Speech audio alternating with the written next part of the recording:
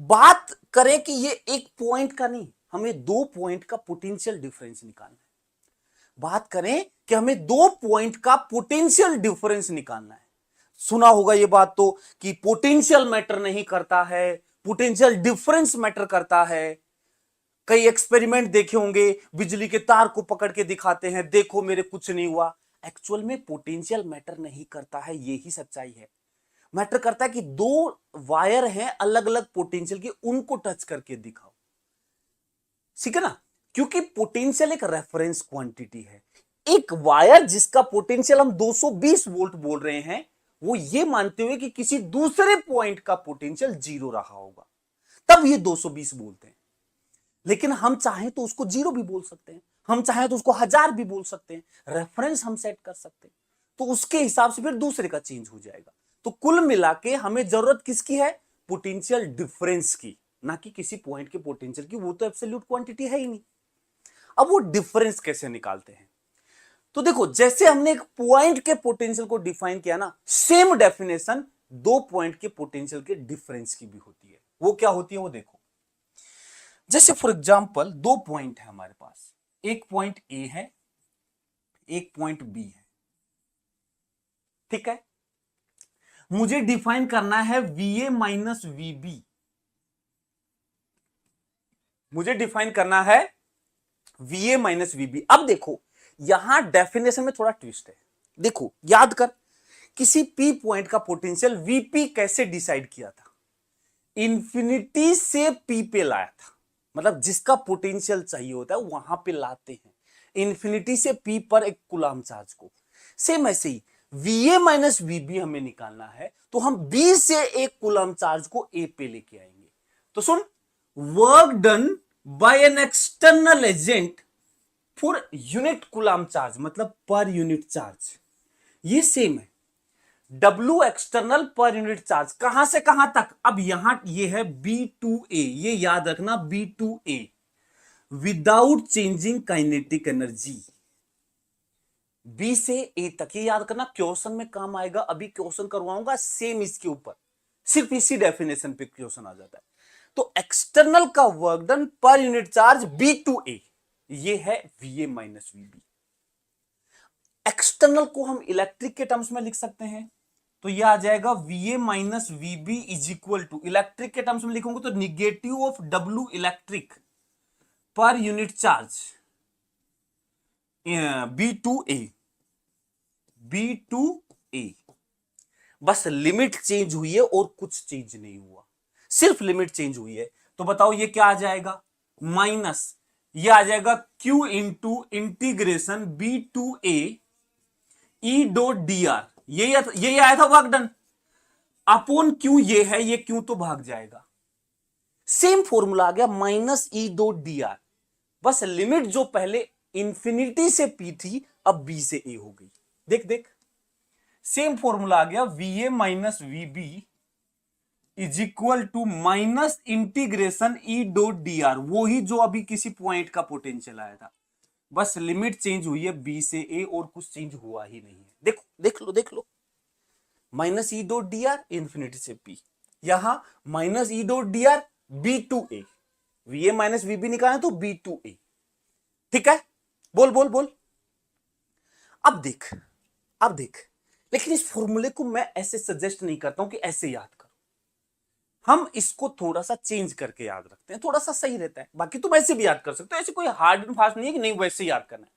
मैं इसको सजेस्ट करता हूं कि इसको याद करो, V A minus V B is equal to, एक प्रॉपर्टी इंटीग्रेशन की पढ़ी होगी कि जब हम लिमिट को उल्टा करते हैं तो इंटीग्रेशन से एक माइनस साइन और बाहर आ जाता है।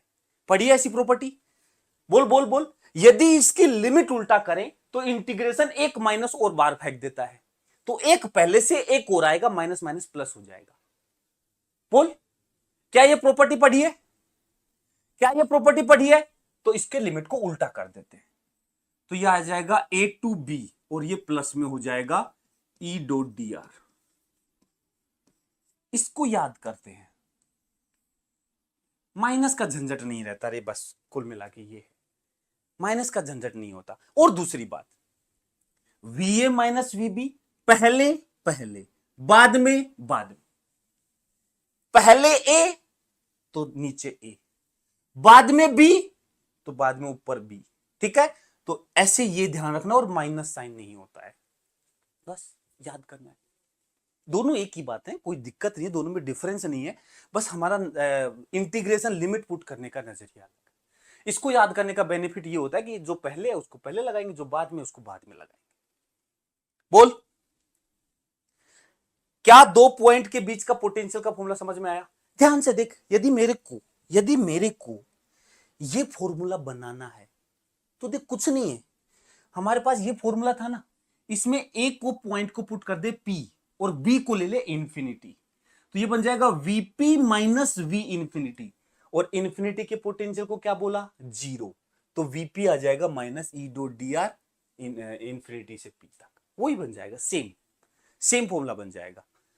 तो एक्चुअल में हमें ज्यादा यूजफुल होता है दो पॉइंट के बीच का पोटेंशियल डिफरेंस, दो पॉइंट के बीच का पोटेंशियल डिफरेंस वो ज्यादा इंपॉर्टेंट होता है।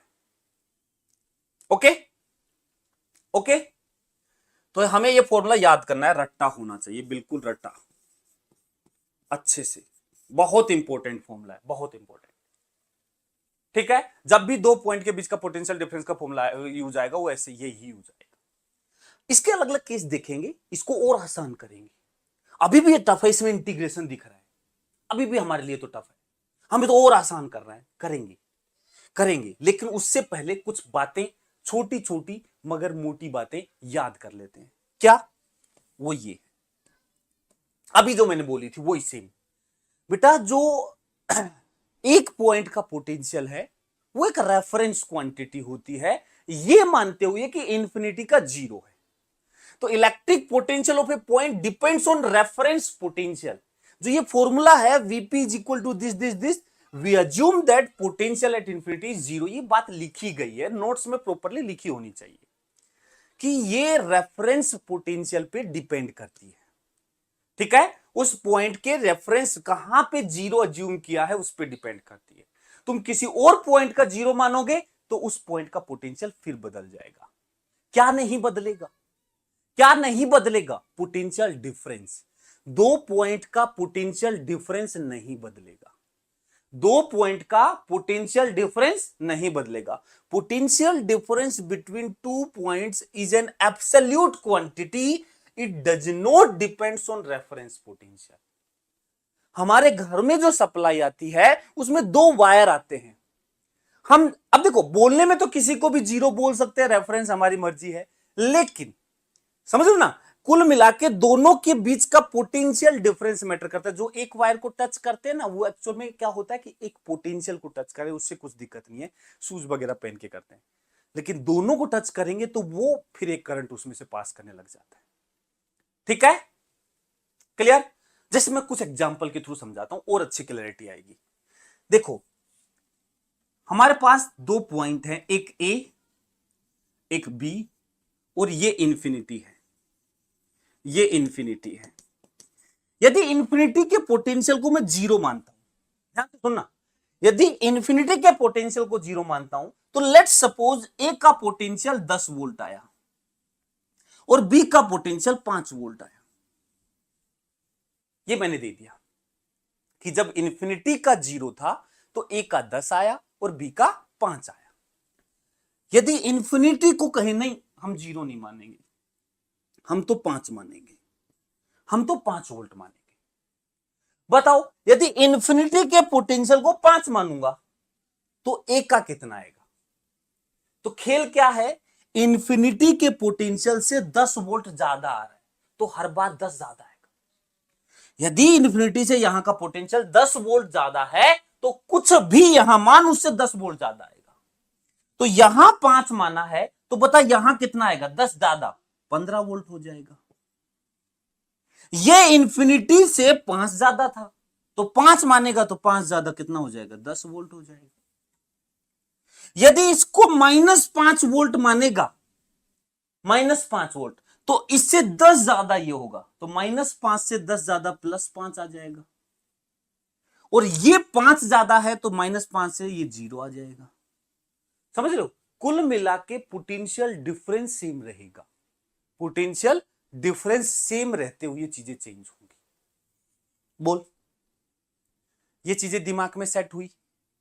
क्या हमें ये बात समझ में आई कि एक पॉइंट का पोटेंशियल क्या होता है, दो पॉइंट के पोटेंशियल का डिफरेंस कांस्टेंट होता है?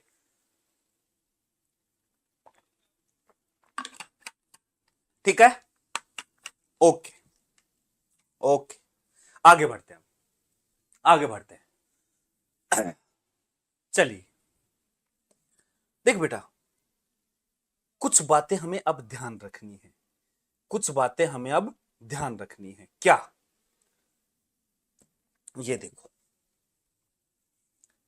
बात आती है कि जब इलेक्ट्रिक फील्ड होगी, जब इलेक्ट्रिक फील्ड होगी और उस रीजन में हम मूव कर रहे हैं, हम इलेक्ट्रिक फील्ड के रीजन में मूव कर रहे हैं, तो इलेक्ट्रिक फील्ड के रीजन में मूव करेंगे तो पोटेंशियल चेंज होगा। क्यों? क्योंकि देखो इलेक्ट्रिक फील्ड है, डिस्प्लेसमेंट है, तो ई डॉट डी आर आएगा, ई डॉट डी आर आएगा तो पोटेंशियल चेंज होगा। पोटेंशियल क्या होगा? चेंज। बात यह आती है कि पोटेंशियल बढ़ेगा कब और घटेगा कब। बात क्या आती है कि पोटेंशियल बढ़ेगा कब और घटेगा कब। तो देखो, जैसे एक यूनिफॉर्म इलेक्ट्रिक फील्ड लेते हैं, यूनिफॉर्म इलेक्ट्रिक फील्ड, ठीक है, इसको समझाने के लिए मैं एक रफ पेज लेता हूं। देखो, ये यूनिफॉर्म इलेक्ट्रिक फील्ड है, ऐसे इधर की तरफ एक चार्ज यहां लिया, यहां पे एक कूलम चार्ज, इसको इधर की तरफ ला रहे इलेक्ट्रिक फील्ड के डायरेक्शन में। ध्यान से देखना, इलेक्ट्रिक फील्ड के डायरेक्शन में ला रहे। तो यदि एक्सटर्नल को वर्क करना पड़ा, यदि एक्सटर्नल को वर्क करना पड़ा, तो जितना वर्क करेगा वही पोटेंशियल डिफरेंस। डेफिनेशन क्या थी? एक कूलम चार्ज को एक पॉइंट से दूसरे पॉइंट पे ले जा रहे हो, तो जो हमें वर्क करना पड़ रहा है, एक्सटर्नल एजेंट को जो वर्क करना पड़ रहा है, वही तो पोटेंशियल हो जाता है, वही तो पोटेंशियल हो जाता है। तो अब देखो, एक बात बताओ, यहां पर इलेक्ट्रिक फील्ड के डायरेक्शन में चलेंगे, इलेक्ट्रिक फील्ड के डायरेक्शन में चलेंगे। देखो, यहां फोर्स, इलेक्ट्रिक फोर्स किधर लगेगा? इलेक्ट्रिक फील्ड इधर, एक कूलम प्लस का एक कूलम चार्ज, तो इलेक्ट्रिक फोर्स इधर लगेगा, इलेक्ट्रिक फोर्स इधर लगेगा। तो एक्सटर्नल फोर्स किधर लगेगा? हमें तो काइनेटिक एनर्जी चेंज नहीं करनी, धीरे धीरे धीरे धीरे, तो एक्सटर्नल फोर्स इसके अपोजिट लगेगा। बोल हाँ या ना? समझा रहा हूं, जस्ट समझा रहा हूं, बाद में एक एनालिसिस याद कर लेंगे। क्या? यदि हम इलेक्ट्रिक फील्ड के डायरेक्शन में चल रहे हैं, तो इलेक्ट्रिक फोर्स इधर लग रहा है, उसके एक्सटर्नल इसके अपोजिट लगा, तो जब हम इसको इधर मूव करवाएंगे तो एक्सटर्नल फोर्स उधर लगा रहा है। इतना तो बेसिक आइडिया होगा कि यदि फोर्स लग रहा है इधर ऐसे और जा रहे हैं ऐसे एक दूसरे के 180 डिग्री के एंगल पे, वर्क डन कैसा होगा? वर्क डन कैसा होगा? यदि फोर्स और डिस्प्लेसमेंट एक दूसरे के अपोजिट है, तो वर्क डन कैसा होगा? वर्क डन कैसा होगा? निगेटिव। कैसा होगा? निगेटिव। और निगेटिव वर्क डन हुआ है मतलब पोटेंशियल घट रहा है। यदि एक्सटर्नल पॉजिटिव वर्क कर रहा है तो पोटेंशियल बढ़ रहा है, यदि एक्सटर्नल निगेटिव वर्क कर रहा है तो पोटेंशियल घट रहा है। ठीक है? तो इलेक्ट्रिक फील्ड के डायरेक्शन में चलने पर, इलेक्ट्रिक फील्ड के डायरेक्शन में चलने पर पोटेंशियल हमने ऑब्जर्व किया घट रहा है, घट रहा है, क्योंकि निगेटिव वर्क करना पड़ रहा है एक्सटर्नल एजेंट को। ठीक है? तो पोटेंशियल क्या हो रहा है? डिक्रीज कर रहा है। क्लियर बात? क्लियर बात? वही चीज लिखी गई है, वही चीज लिखी गई है। एक बात बताओ, यदि मान लो बिल्कुल इधर ना चल के इलेक्ट्रिक फील्ड ऐसे है, ऐसे है, हम बिल्कुल ऐसे इलेक्ट्रिक फील्ड के डायरेक्शन में ना चले, ऐसे तिरछे तिरछे चले, इधर की तरफ चले तिरछे तिरछे, तो भी देखा जाए तो एक कंपोनेंट तो हम इधर चल ही रहे हैं ना, कुछ तो इलेक्ट्रिक फील्ड के डायरेक्शन में चल ही रहे हैं ना। वो बात अलग है कि जिधर 1 मीटर इधर चलोगे तो उसका एक कंपोनेंट, एक हिस्सा ही इधर चल रहे हो, कुल मिला के तुम फिर भी इलेक्ट्रिक फील्ड के डायरेक्शन में मूव कर रहे हो, तो पोटेंशियल क्या होगा? घटेगा। पोटेंशियल क्या होगा? घटेगा। बस वो बात हमें याद रखनी है।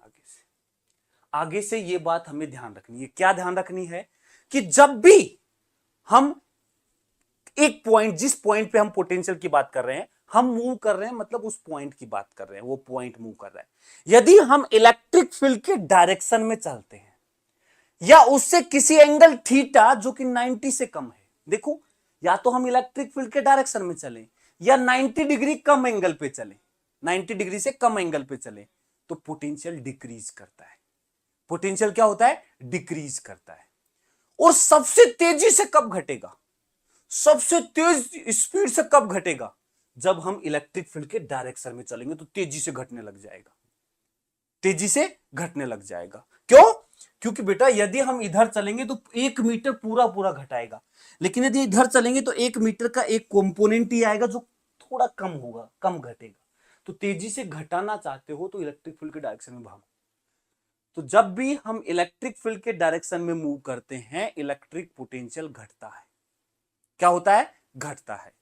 और सब किसी एंगल थीटा पे मूव करते हैं, किसी एंगल थीटा पे मूव करते हैं तो भी इलेक्ट्रिक पोटेंशियल घटेगा, यदि थीटा 90 से छोटा है तो।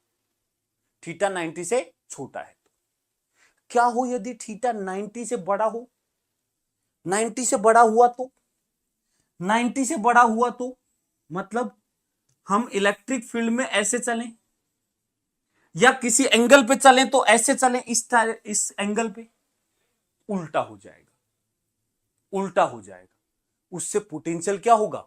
बढ़ेगा। उससे पोटेंशियल क्या होगा? बढ़ेगा। तो ये जो लाइन लिखी हुई है ना, ये सार है बेटा पोटेंशियल का। मैं बता रहा हूं, ये लाइन पूरे पोटेंशियल का सार है कि बढ़ना कब होता है, घटना कब होता है। दिक्कत बच्चे को इसी में होती है कि पोटेंशियल डिफरेंस प्लस का लिखूं या माइनस का। प्लस माइनस की बहुत ज्यादा दिक्कत होती है। तो याद रख लेना, जब भी इलेक्ट्रिक फील्ड के डायरेक्शन में चल रहा है या किसी एंगल 90 डिग्री से कम एंगल पे चल रहा है तो पोटेंशियल घटेगा।